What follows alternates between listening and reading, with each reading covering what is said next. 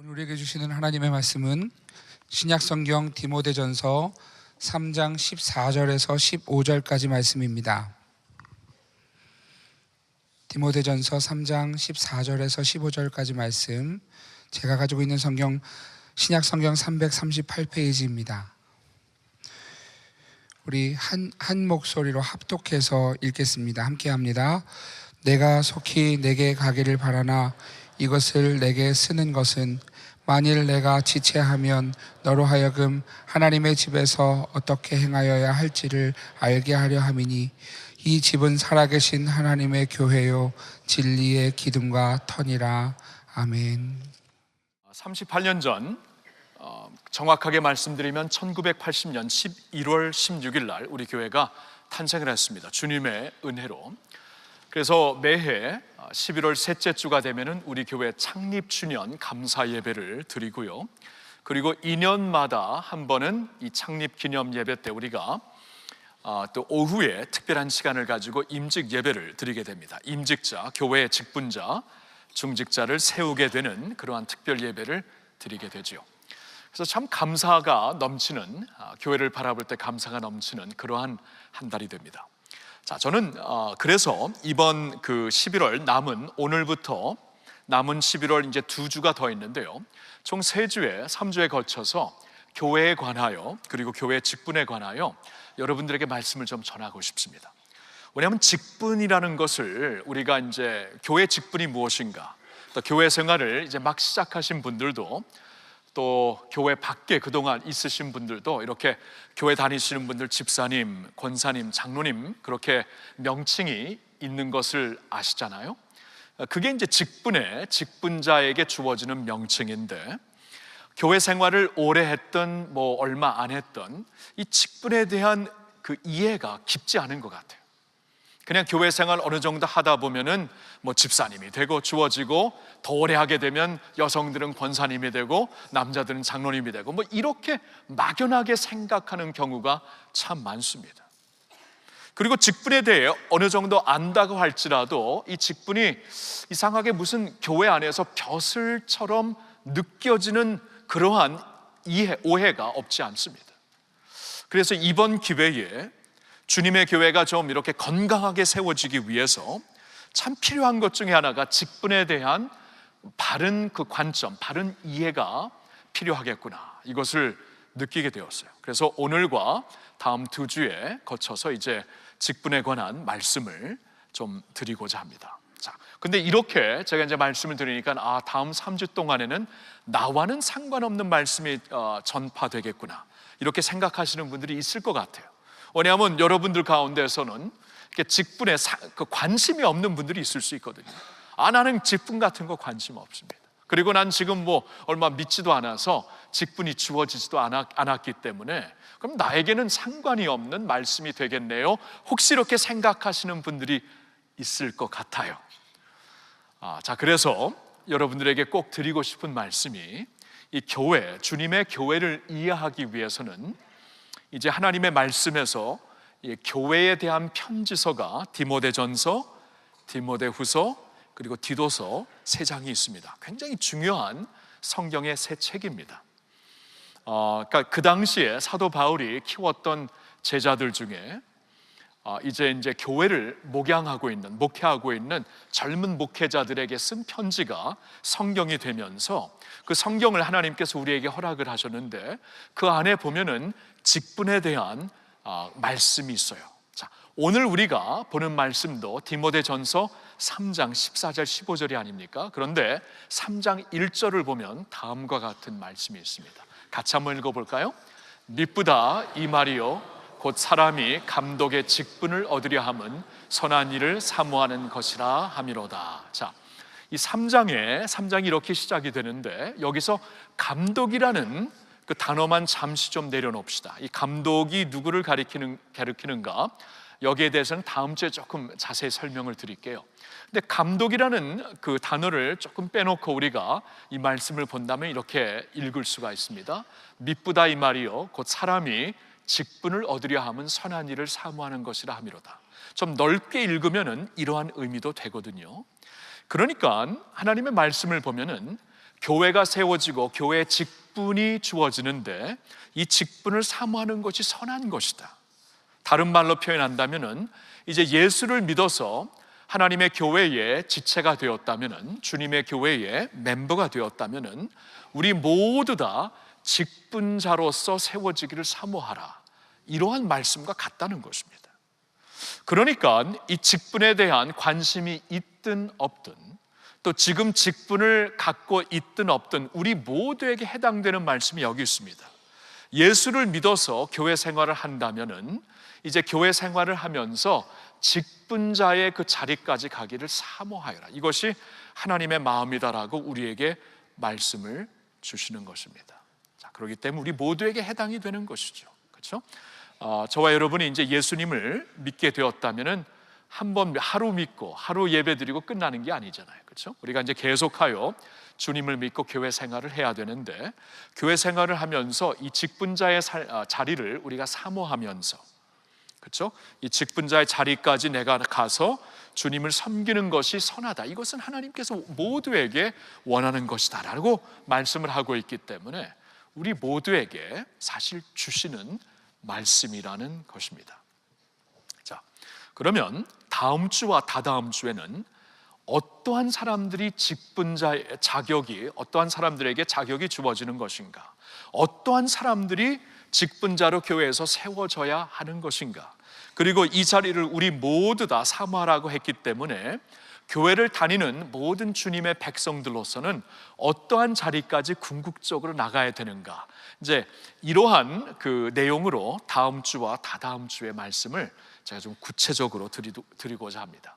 근데 오늘은 이 교회와 직분에 관한 말씀의 서론처럼 첫 번째 말씀이기 때문에 오늘은 좀 교회에 대해서 우리가 이해하는 것이 더 유익할 것 같아요. 왜냐하면 교회 안에 직분이기 때문에 이 직분을, 교회를 빼놓고 이해할 수가 없습니다.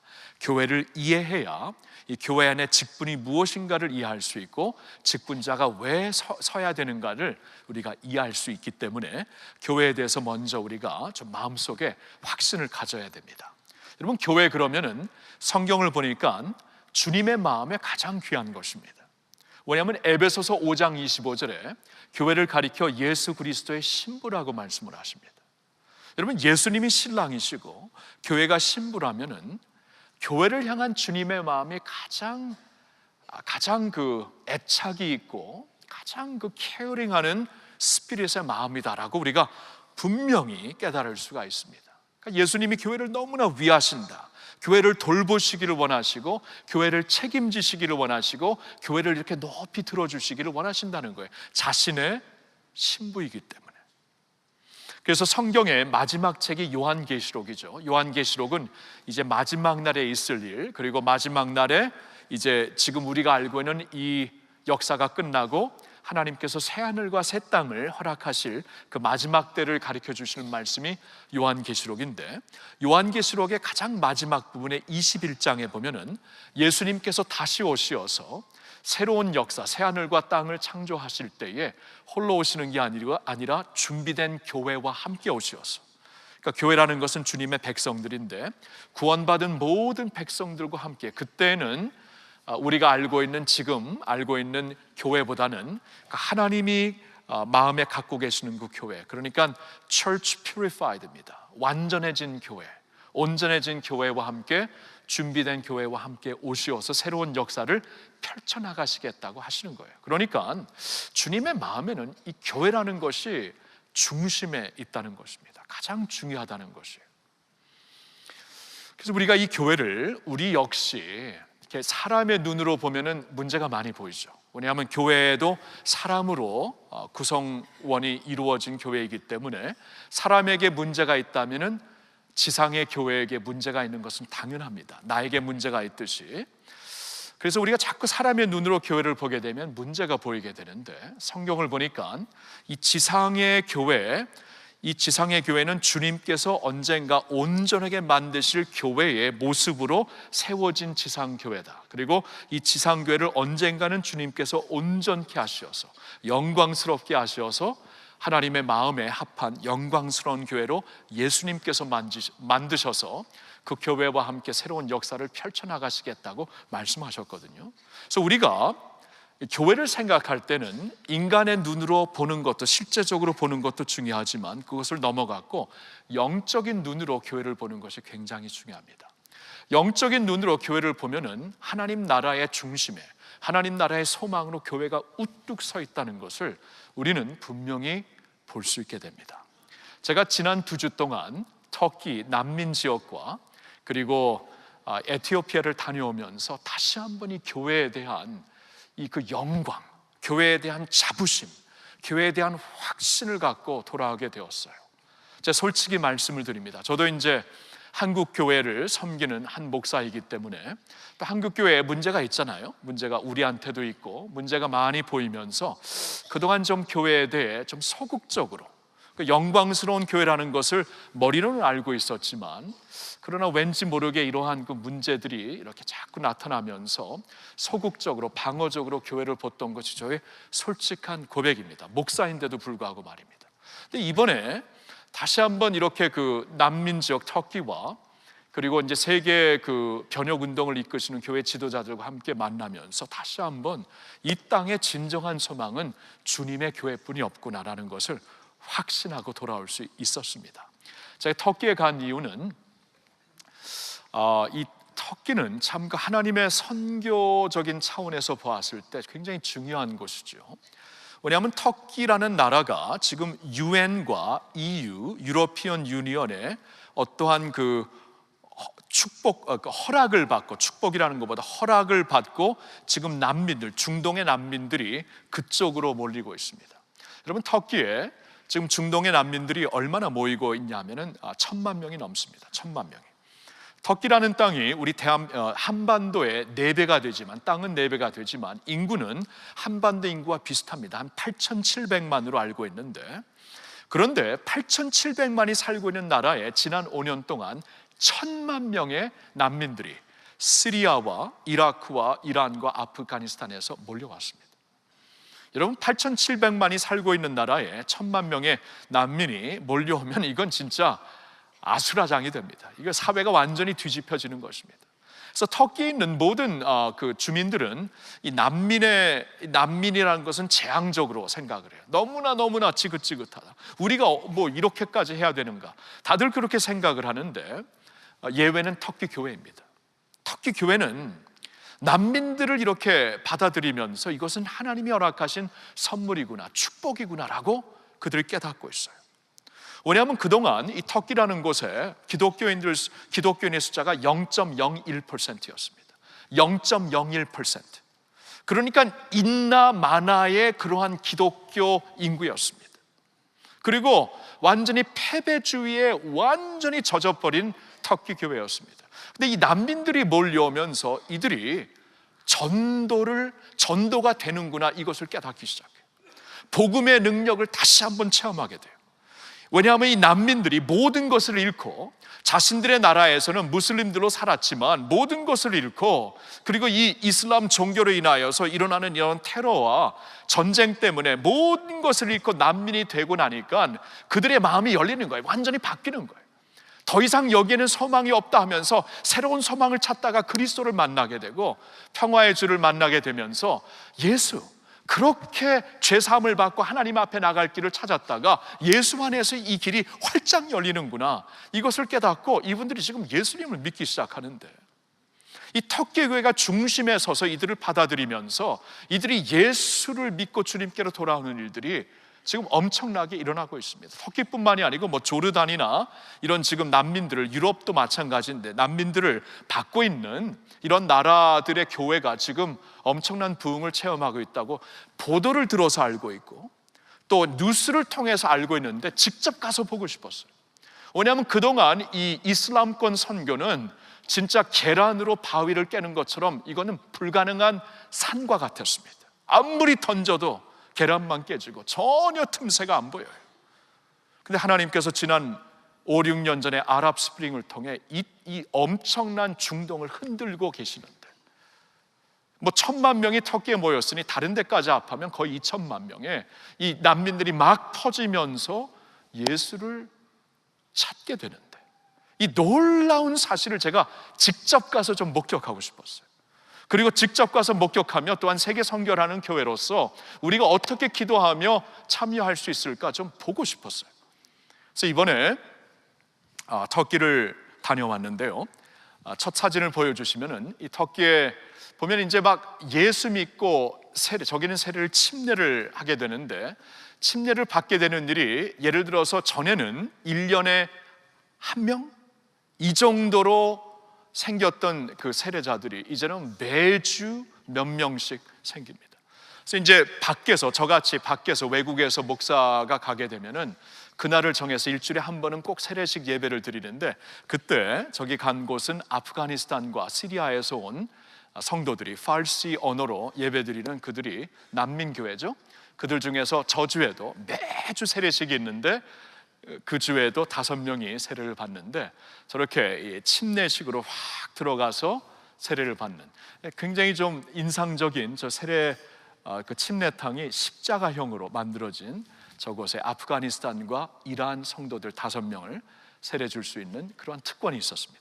그리고 두 번째 이제 사진을 보면은 다른 곳에서, 또 이곳은 이제 터키의 이제 남부 한 그 도시인데, 그곳에서도 저주에 그 주에 한 분은 터키인이고 한 분은 시리아 난민인데 예수를 믿고 구원을 받고 세례를 받고, 나는 이제 예수님 따르겠습니다, 모든 것을 다 내려놓고 이제는 주님을 따르겠습니다 고백을 하고 세례를 받고, 저기서는 이제 세례를 받는 그 순간 성찬 예식을 해요. 주님의 살과 살을 상징하는 떡과 피를 상징하는 잔을 마셔서 먹고 마시는데, 저 사역을 하면서 얼마나 감동적이었는지, 그리고 함께 가셨던 윤정원 장로님, 우리 교회 해외 선교 담당 윤정원 장로님이 세례식 때 얼마나 우시던지, 저분 눈물이 많으신 분이에요. 그래서 전날 저렇게 그 잔을, 포도주를 들고 계셨는데 나중에 먹어보니까 짭짤하더라고요.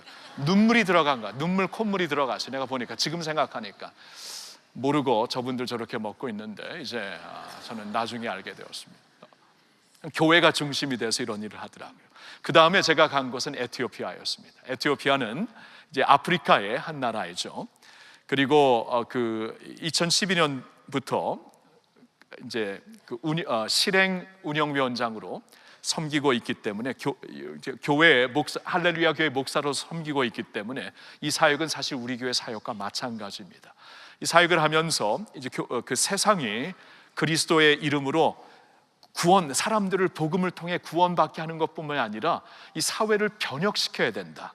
이 사회가 하나님의 그리스도의 나라가 되기까지 변혁의 운동이 있어야 된다 하면서 시작된 이 변혁 운동을 금년에 처음으로 이제 그 아프리카 대륙에서 했는데요. 한번 사진을 한번 볼까요? 아프리카 대륙 그 에티오피아에서 저기 보면은 이제 세계에서 이 변혁 운동을 하고 있는 지도자들이 모였고요. 아프리카에서 또한 모인 지도자들이 계신데, 사실 저 사진은 아프리카 대륙에서 오신 분들이 거의 다 참석을 못한, 지금 다른 순서가 있었기 때문에 참석을 못한 그러한 사진이었고, 다음 사진을 한번 보시면은 이제 그 안에서 전체 리더십 컨퍼런스를 했을 때 서로 손잡고 기도하는 모습이고요. 다음 사진 보면은 우리 교회 또한 허종학 장로님이 이 사역을 저와 함께 하시고 있기 때문에 이번에도 같이 가서 저렇게 배너 앞에서 사진을 찍은 것이고, 그 다음 사진을 보면은 이제 에티오피아에서 호스팅 나라였기 때문에 에티오피아 교회 지도자들이 자리에 서서 첫날 인사하는 그러한 순서입니다. 자, 제가 이걸 왜 보여드리냐 하면은 아프리카에 가서도 교회가 이 세상의 유일한 소망이구나라는 것을 깨달았어요. 여러분, 오늘날 아프리카 그러면은 사실 객관적으로 보면 이 세상의 어느 곳보다도 자원이 제일 많은 곳이 아프리카입니다. 그런데도 제일 가난해요. 제일 가난해요. 왜 그러냐 하면은 사람들이 변화가 되지 않았기 때문에, 부정부패가 너무나 깔려 있기 때문에. 어느 한 분이 손을 들고 이 정의에 대한 그 강의를 하고 있는 그 패실리티 그 리더에게 질문을 합니다. 아니, 우리나라처럼 정의에 대해 말씀을 하시는데 우리 아프리카처럼 모든 면에서 부정부패되었을 때, 정치가들이 부정부패됐고, 법조인들이 부정부패되어 있고, 그 경찰들이 부정부패되어 있고, 교육자들이 이 모든 하나에서 10까지 다 부정부패로 꽉 차 있는 나라에 무슨 소망이 있습니까? 이런 질문을 하시는데, 이 정의라는 것이 어떻게 가능한 것입니까? 이분들의 아픔을 느낄 수가 있겠어요. 자, 근데 그런 가운데서도 여기저기서 소망의 소식이 들려옵니다. 여기저기서 서로 용서하고 화해하고 고아들을 돌보고 과부들을 돌보고 가난에서부터 빠져나온 그러한 사람들의 간증이 있고, 교회를 통해 부족 간의 심각한 문제들이 해결되고 화해된 그러한 소식들이 여기저기 들리는데, 하나같이 그 소망의 소식이 교회를 통해 일어나고 있더라고요. 그러면서 제 마음속에 맞다, 예수님께서 내가 이 세상에 내가 내 교회를 세우리니 음부의 권세가 교회만큼은 이기지 못하리라 주님께서 약속하시지 않았던가. 너무나 방어적으로 우리나라에서 교회에 대해 보고 있는 제 마음속에 하나님께서 책망을 하시듯, 하나님께서 새로운 빛을 주시듯 내가 말하지 아니하였느냐. 교회가 소망이다. 교회가 진정한 주님의 교회가 될 때, 교회가 진정한 하나님의 말씀으로 빚어지고 새로워지는 교회가 될 때, 교회야말로 이 세상에, 우리나라에, 우리 사회에 진정한 소망이 줄로 믿습니다. 이 사명, 이 확신을 갖고 돌아올 수 있어서 얼마나 감사한지 모릅니다. 교회예요, 교회. 근데 주님께서는 이 교회를 이제 언젠가는 온전한 교회로 마지막 때 다 만드시겠지만, 지금은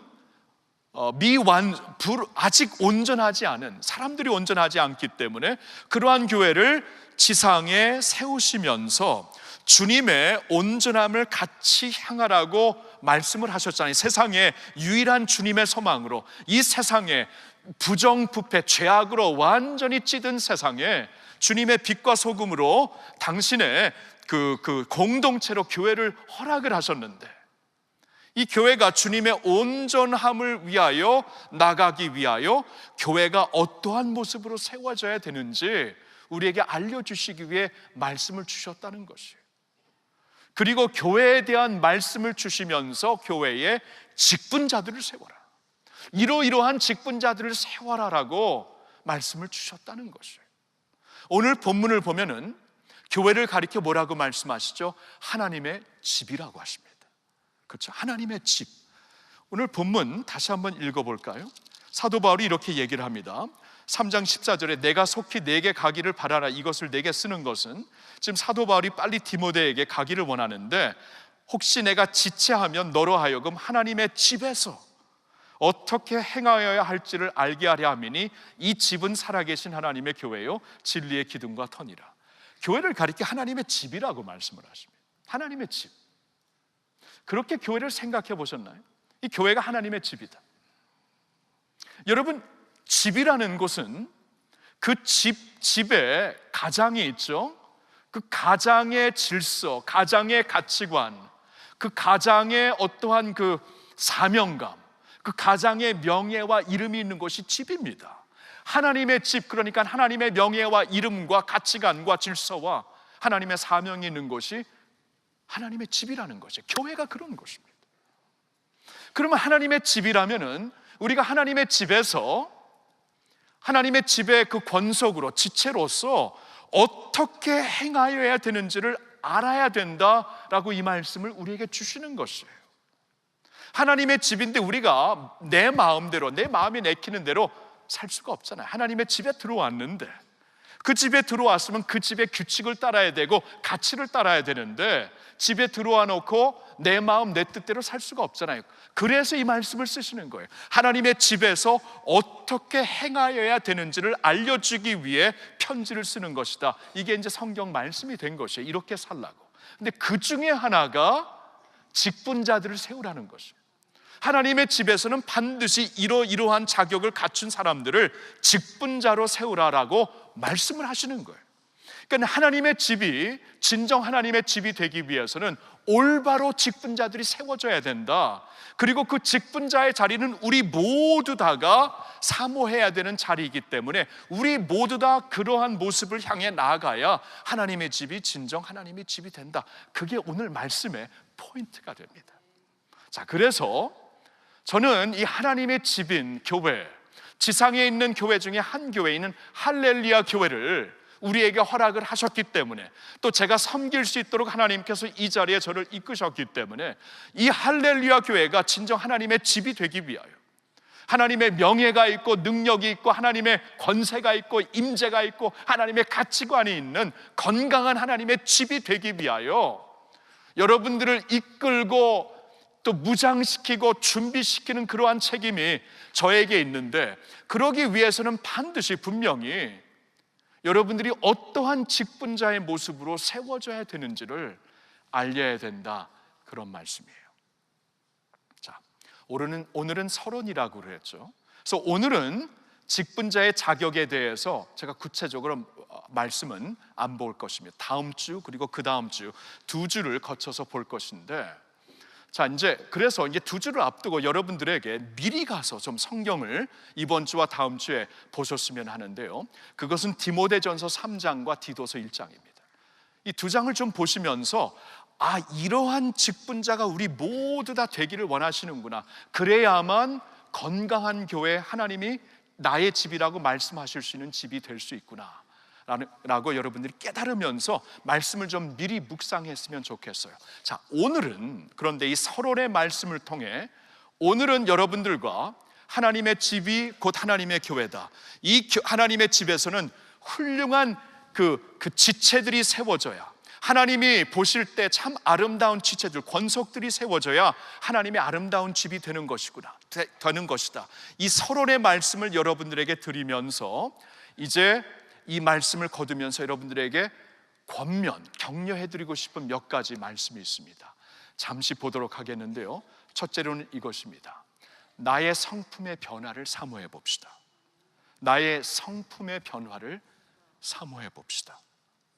여러분, 디모데전서 3장, 디도서 1장에서 직분자에게 하나님께서 요구하시는 자격 조건을 보시면 하나같이 다 성품입니다. 성품. 이게 좀 놀라운 일이에요. 이게 좀 새로운 일이에요. 보통 이 세상에서는 어떠한 그 중심자들, 아니면 어느 그 기업이나 사업에 그 중심 지도자들을 세울 때마다 보통 우리는 성과를 봅니다. 능력을 봅니다. 하나님은 그러지가 않아요. 우리에게 성과나 능력을 요구하시는 게 아니고, 여러분 말씀을 보면 하나같이 다 성품입니다. 어떠한 사람들, 어떠한 모습의 사람들, 어떻게 남을 대하는 사람들, 성품에 대해서 말씀을 하시고 있는 거예요. 그러니까 저와 여러분들이 하나님의 집에 직분자의 자리를 사모하는 자리로 우리가 모두 다 나가야 된다면은 우리 모두에게 필요한 것이 성품의 변화라는 것입니다. 내 성품을 변화시켜 달라고 하나님 앞에 사모할 수 있는 마음을 가져야 돼요. 여러분, 성령의 열매가 무엇입니까? 9가지 열매 다 성품입니다. 사랑, 희락, 화평, 인내, 자비, 양성, 충성, 온유, 절제, 다 성품입니다. 성품이에요. 성령 충만함이 무엇인가? 말씀으로 빚어지고 준비된 하나님의 사람이 어떠한 모습인가? 성품이에요. 성품. 성과가 아니고 능력이 아니고 성품이라는 것입니다. 여러분, 내 성품을 좀 돌아볼 수 있어야 돼요. 내 성품이 그리스도의 성품으로 변하면 주위에 있는 사람들이 다 행복해집니다. 주위에 있는 사람들이 다 기뻐해요. 서로 삽니다. 근데 혹시나 직분을 받았는데 내 옆에 있는 사람들이 다 부담스러워하고 다 그냥 우울해지고 죽어버리고 힘들고 그러면은 이거 있잖아요, 큰 문제입니다. 세상적으로 직분을 받았는지 모르지만 하나님이 인정하시는 직분은 아니라는 것이에요. 하나님의 집에 중심 직분자, 우리 모두 다 이 자리를 향해 나가야 되는데, 그 자리에 나가는 사람들의 모습은 성품에서 좌우된다는 것입니다. 여러분의 내적인 모습, 성품이 예수 그리스도를 닮아가기를 예수님의 이름으로 축원합니다. 두 번째 드리고 싶은 권면의 말씀, 나부터 해결책이 되기를 소망해 봅시다. 나부터. 저희 이 말씀을 왜 드리냐 하면은, 여러분, 교회에 대한 비판이 있잖아요.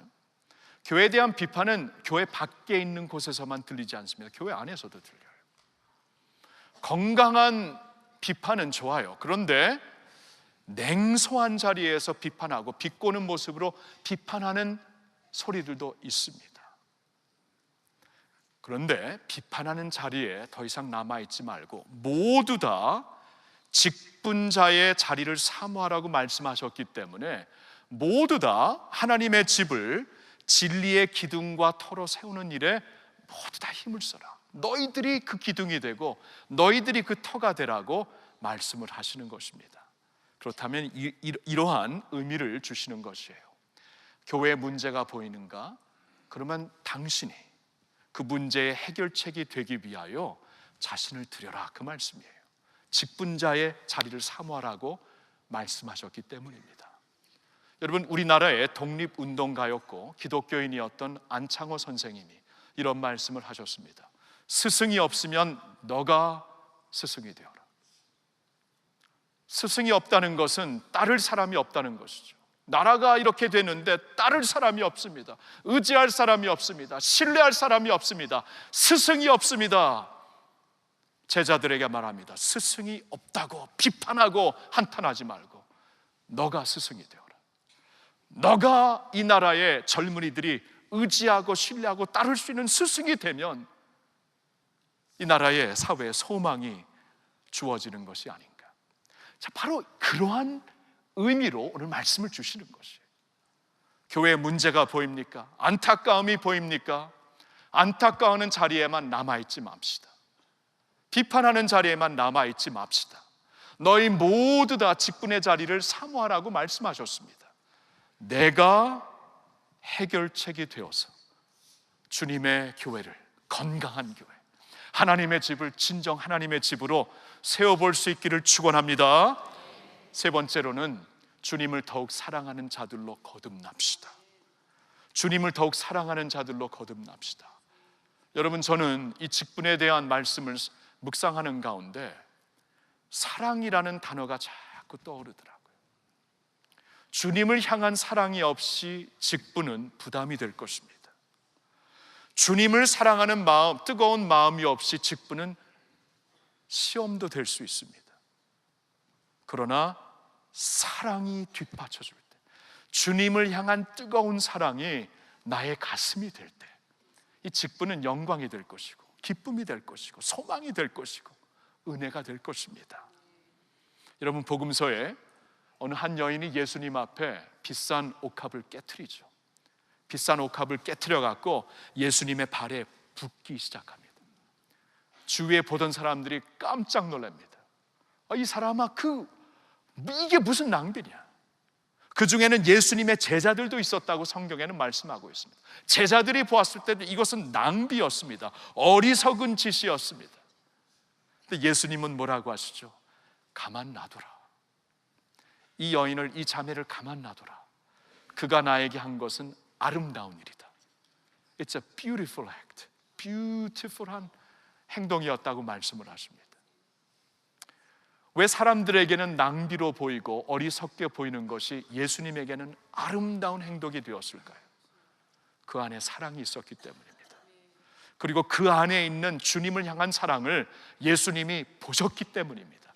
아셨기 때문입니다. 그러니까 주님을 사랑하는 마음이 있을 때 옥합을 깨트리는 것이 아름다운 것이 되는 것이고, 주님을 사랑하는 가슴이 우리 안에 불타고 있을 때 우리의 직분이 부담이 아니라 주님께 영광이 될 줄로 믿습니다.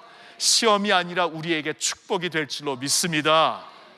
그러니까 중요한 것이 주님을 향한 더 깊은 사랑으로 거듭나는 백성들이 되라는 것입니다. 사랑하는 성도 여러분, 우리 하나님의 집의 기둥들입니다. 다들 우리 하나님의 집의 터입니다. 그렇게 말씀하시고 있습니다. 너희 모두 다 직분자의 자리를 사모하며 나가야 된다. 우리 모두를 가리켜 너희들이 바로 내 집을 만드는 사람들이라고 말씀을 하십니다. 직분자의 자리로 너희들이 다 나가라고 말씀을 하십니다. 자, 이 말씀을 오늘 서론적으로 들으면서 우리 마음속에 꼭 새겨야 되는 것, 예수님, 내 성품부터 변화되기를 원합니다. 예수님, 내가 이 안타까움 그리고 문제의 해결책이 되어서 나 자신을 주님께 드리겠습니다. 그리고 주님을 더욱더 사랑하겠습니다. 나를 위하여 모든 것을 버리신 주님을 날마다 더욱더 사랑하시는 여러분 모두가 되시기를 예수님의 이름으로 축원합니다. 이 시간에 우리 기도하기 전 찬양을 하나 올려드릴까요? 기도하는 마음으로 나의 주 나의 하나님이여 주를 경배합니다. 오늘 주시는 말씀 기억하며 이 찬양 올려드립시다. 나의 주 나의 하나님이여 주를 경배합니다. 주 사랑하는 나의 마음을 주께서 아시나이다. 오른손을 가슴에 대고 깨트릴 옥합 깨트릴 옥합 내게 없으며 주께 드릴 향유 없지만 하나님 형상대로 날 빚으사 새 영을 내게 부어주소서. 나의 주 나의 하나님이여 주를 경배합니다. 주 사랑하는 나의 마음을 주께서 아시나이다. 고통 속에 방황하는 내 마음 주께로 갈 수 없지만 저항할 수 없는 은혜로 주님의 길을 걷게 하소서. 나의 주 나의 하나님이여 주를 경배합니다. 주 사랑하는 나의 마음 주께서 아시나이다.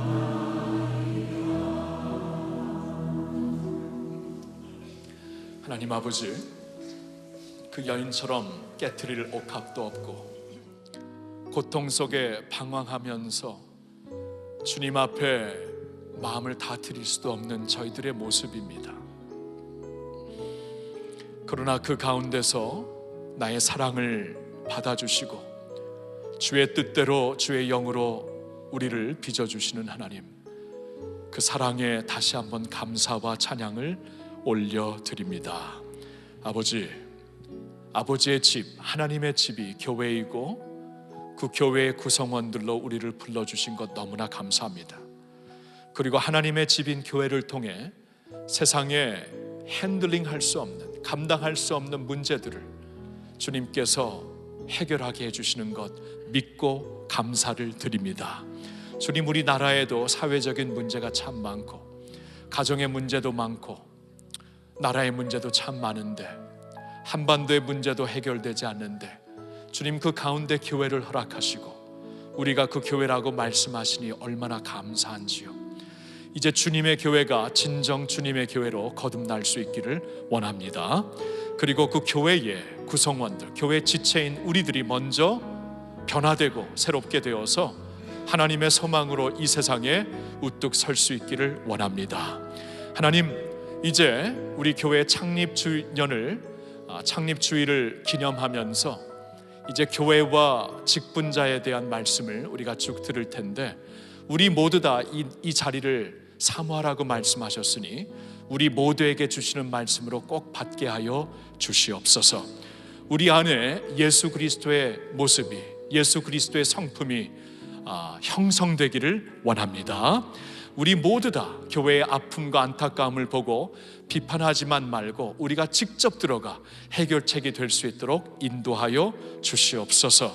그리고 무엇보다도 예수님을 사랑하되 날이 갈수록 더욱 사랑하며 날이 갈수록 더욱더 깊은 사랑으로 예수님과 사랑에 빠지는 저희들 모두가 되게 하여 주시옵소서. 주님 사랑합니다. 감사합니다. 우리 주 예수님의 이름으로 기도하옵나이다. 아멘. 주님께 사랑의 박수 올려드릴까요? 할렐루야.